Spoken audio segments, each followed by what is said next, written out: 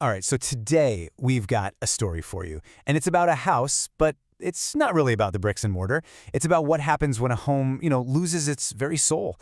This is a story of the bungalow and the 10 huts. There's this one line from the family that just sticks with you. It really gets at this deep, profound loneliness they were feeling. And the crazy part, they weren't in some tiny, cramped apartment. No, they were in this huge, massive, echoing palace. Okay, let's dive in and set the scene. Because this whole story is just a perfect case study, really, in the hidden costs of what seems like a totally practical decision. It all starts with a home that was so big it felt empty, even when everyone was there. So let's look at the actual numbers here, because they're pretty staggering. You've got this massive 1.5-acre property, right? But only 4 family members rattling around in just 3 rooms. Meanwhile, 10 other rooms were just sitting there, completely empty, gathering dust. And the financial strain? Oh, it was huge. Half their salary was just disappearing into upkeep. And get this, a 10,000 rupee electricity bill every single month. It wasn't a home. It was more like a beautiful prison made of stone and debt. So you can imagine, right? They're trapped in this lonely palace. They're drowning in debt. They felt like they had only one way out. It was a huge gamble, really. They decided, okay, let's fill the silence and our bank account. They were going to rent out all those empty rooms. And this is where you really see the gap between what they hoped for and what they actually got. I mean, they were expecting a nice extra income, right? Instead, they got nonstop conflict. They wanted some company to liven the place up, and they got pure chaos. They dreamed of kiddie parties and laughter, and they ended up with a total nightmare of constant headaches and hefty repairs. The family matriarch, the grandmother, she saw this coming from a mile away. She warned them right from the start. She knew the risk of turning a home, a place built with so much love and so many memories, into just a business. Her hesitation? It was basically a huge red flag for the storm that was about to hit. And wouldn't you know it, she was right. That dream of a happy, bustling house, it went sour. And it went sour fast. The second those tenants moved in, the chaos kicked off. And we're not talking about a slow decline here. It wasn't a month. It wasn't even 2 weeks. In just 1 week, 7 days, that beautiful vision they had built up in their minds just started to completely fall apart. The disrespect just escalated so quickly. First, it was saris being draped over the decorative fountain, a family heirloom. Then, kids started drawing all over the beautiful white marble walls. Before they knew it, trash and leftovers were just being dumped on the floors. And to top it all off, the stairways basically turned into smoke-filled lounges for the tenants. The family started to feel like they were the intruders. I mean, listen to that. That's such a powerful line, isn't it? Imagine that feeling. These are the people who own this incredible house, and yet they felt totally powerless. It was like they were the tenants, tiptoeing around these strangers who had just taken over their home and their lives. And this is where things really came to a head. The tenants started making these big demands for bungalow-level facilities, which quadrupled the water and electricity bills. But then, it got personal. One tenant had the nerve to demand they take down a photo of the late grandfather, the very man who built the house, just so they could hang a mirror. I mean, talk about an invasion of memory, of respect, of everything. So the whole situation was already a pressure cooker, and then it hit a breaking point. Why? Because 2 very important groups of people came back home, the mother-in-law and the kids, who were home from boarding school for their vacation.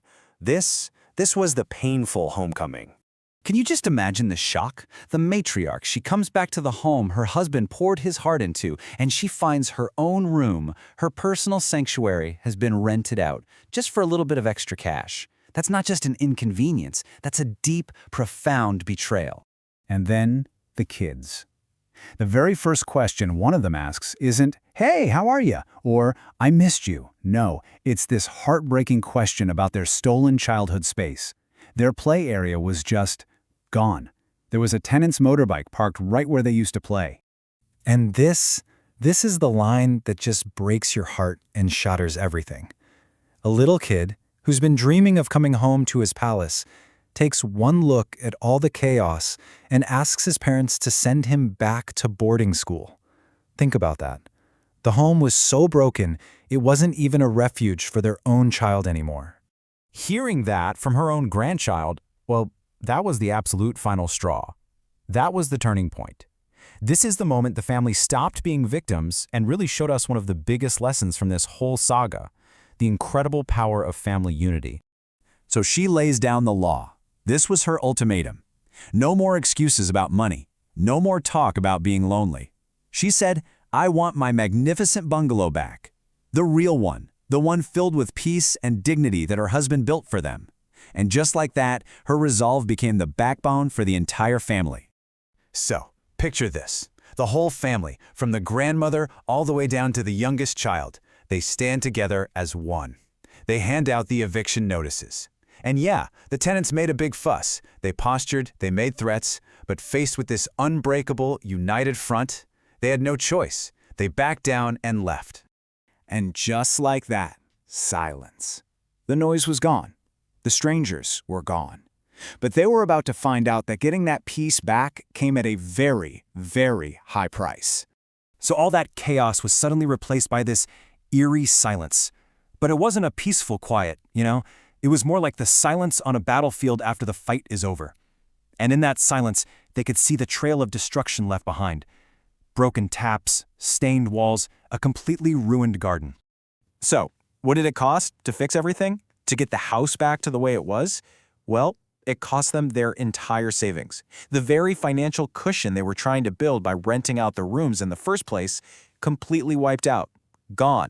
And really, this is the heart of the story, isn't it? The money they lost, that was nothing compared to the cost you can't put a price on. Their peace of mind was gone. The family was fighting constantly. Their ability to trust other people was shattered. And their kids' vacation, that precious time together, it was stolen from them. The very soul of their home had been tarnished.